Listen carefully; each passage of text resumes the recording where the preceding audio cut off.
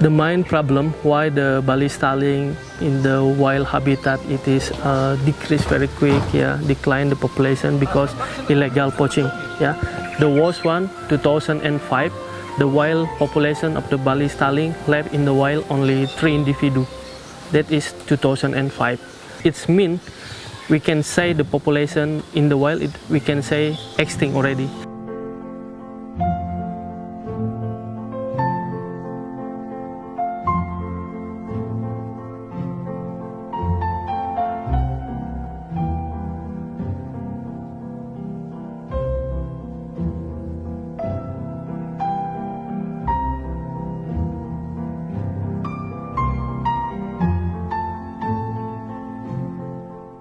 So the way is only by the release of the Bali Starling. That is the way. Now we are in Bali Starling Breeding Center in the heart of Bali Barat National Park.